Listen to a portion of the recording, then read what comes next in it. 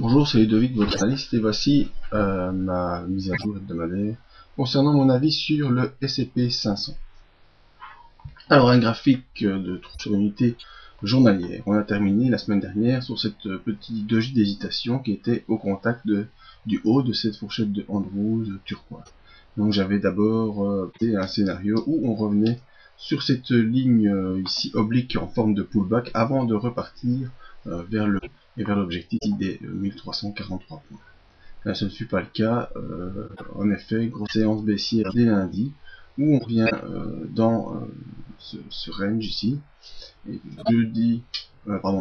mardi, poursuite de la baisse, et on revient sur la ligne de Andrews, et c'est aussi la zone qui correspond au haut du dernier range horizontal qui a été suivi pendant plusieurs semaines. Et on repart dès mercredi, on repart contact de la médiane, la M20 en dynamique haussière. Donc c'est le pullback parfait sur le haut du dernier range. On repart de la même manière jeudi. Aussi également on poursuit, et vendredi petite séance baissière mais pas vraiment conséquente, on perd 0,63%. On reste toujours bien au-dessus de la M20, au-dessus de la médiane de Andrews, et c'est tout de même une belle fin de semaine sur le SCP-500 actuellement. Voyons les indicateurs. Alors le MACD, alors là, on va surveiller car ici on a eu droit à un non-croisement à la baisse. C'est quelque chose pour moi dans laquelle j'accorde beaucoup d'importance. On semblait pouvoir partir, mais on termine vendredi sur une nouvelle tendance du MACD baissière vers son signal, mais il n'y a toujours pas de croisement à la baisse du MACD. Et donc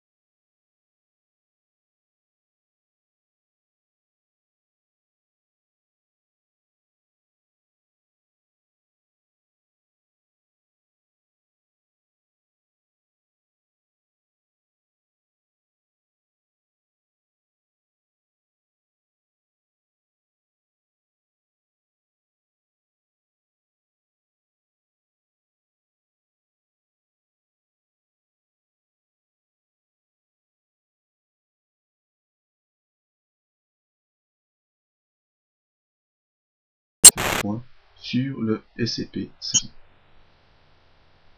Voilà, vous pouvez venir sur le site pour voir d'autres analyses d'indices ou de matières premières, lire nos briefings matinaux qui se font tous les matins afin de voir l'évolution de cette analyse. Merci et à bientôt.